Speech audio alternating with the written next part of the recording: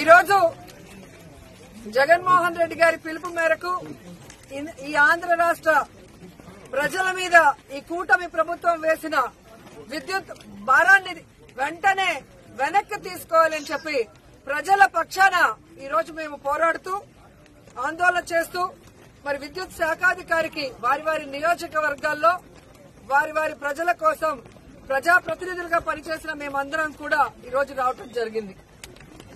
ఈ రోజు ఎంత సిగ్గుచేటంటే ప్రజలకేమో ఎన్నికల ముందు చంద్రబాబు నాయుడు గారు కరెంటు ఛార్జీలు పెంచము, వీలైతే తగ్గిస్తాము అని ఆపటం కాకుండా అంతకు మించి ప్రజల దగ్గర నుంచే ప్రభుత్వం విద్యుత్ కొనుగోలు చేసే విధంగా చర్యలు చేపడతామని చెప్పిన మహానుభావుడు. కానీ ఈ రోజు దాదాపుగా 6 నెలల్లో 15,500 కోట్ల రూపాయల్ని ఈ రోజు ప్రజల మీద బాదిన బాదుడికి ప్రజలందరూ కూడా కృంగిపోతున్నారు. ఈరోజు పవన్ కళ్యాణ్ గారిని అడుగుతున్నాను, మీరు చంద్రబాబు నాయుడు గారు ఎన్నికల్లో ఏం చెప్పారు? విద్యుత్ ఛార్జీలు పెంచము, పెంచితే ఒప్పుకోము అన్నావు. మరి ఈ రోజు 15,500 కోట్ల రూపాయలు విద్యుత్ ఛార్జీలు పెంచితే ఎందుకు సైలెంట్ గా ఉన్నారు? ఎందుకు వాటిని ఆపమని చెప్పట్లేదు? చంద్రబాబు నాయుడిని ఇలా చేస్తే కరెక్ట్ కాదు అని ఎందుకు నిలదీయలేకపోతున్నారు? అంటే అధికారం కోసం ఒక మాట, అధికారంలోకి వచ్చిన తర్వాత మీకు పదవి వచ్చింది కాబట్టి అన్నిటికీ సరెండర్ అయిపోతున్నారా? ప్రజలకు చెప్పాల్సిన బాధ్యత ఉందని కూడా ఈ సందర్భంగా తెలియజేసుకుంటున్నాను.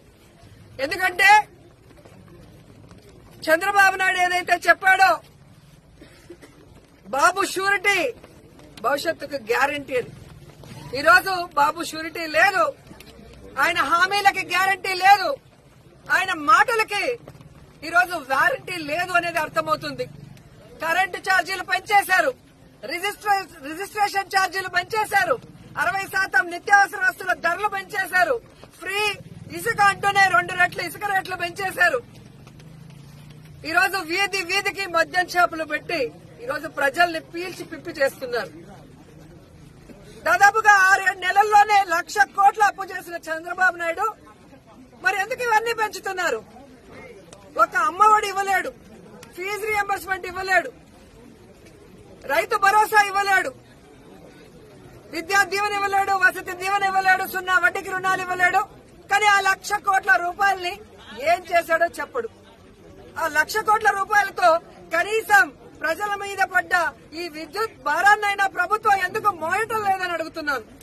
మొన్ననే మనం చూసాం, సిగ్గు లేకుండా ప్రజల డబ్బుతో 3,200 రూపాయలు ఒక్కొక్క ప్లేట్ అని చెప్పి ఎలా కోట్ల రూపాయలు మింగేశారో చూసాం.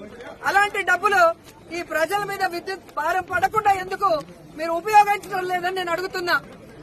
అలాగే చంద్రబాబు నాయుడు, లోకేష్ బాబు, పవన్ కళ్యాణ్ బాబులు స్పెషల్ ఫ్లైట్ వేసుకుని ప్రజల డబ్బులు దుర్వినియోగం చేస్తుంటే ఆ దుర్వినియోగం ఎందుకు చేస్తున్నారు? ఆ డబ్బులు కనీసం ప్రజల మీద ఈ విద్యుత్ భారం పడకుండా ఉండేందుకు ఉపయోగించవచ్చు కదా అని డిమాండ్ చేస్తున్నాం. ఈరోజు తెలుగుదేశం వాళ్ళకి ఒక ఫ్యాషన్ అయిపోయింది. ఒక రేప్ జరిగినా, ఒక విద్యుత్ ఛార్జీలు పెరిగినా, ఒక నిత్యావసర ధరలు పెరిగినా, లేదా ఏది జరిగినా రాష్ట్రంలో జగన్మోహన్ రెడ్డి గారి వల్లే జరిగింది అని చెప్పడం ఫ్యాషన్ అయిపోయింది. అసలు అధికారంలో ముఖ్యమంత్రిగా ఉన్నది జగన్మోహన్ రెడ్డి గారా, చంద్రబాబు నాయుడు గారా అని నేను అడుగుతున్నాను. ఈ రోజు మీరు చూస్తే ఏ విధంగా చంద్రబాబు నాయుడు పార్టీలో 164 మంది ఉన్నామని చెప్పుకుంటున్నారు కూటమి ప్రభుత్వం.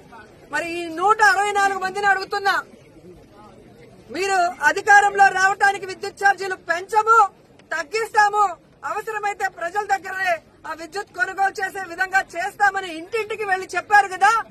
మరి ఈ రోజు ఇంటింటికి వెళ్లి పసుపు షర్ట్లు వేసుకుని, పసుపు చీరలు కట్టుకుని మేము 15,500 కోట్లు పెంచాం, ఓకేనా అని అడిగే దమ్ము ధైర్యం మీకుందా అని నేను అడుగుతున్నాను.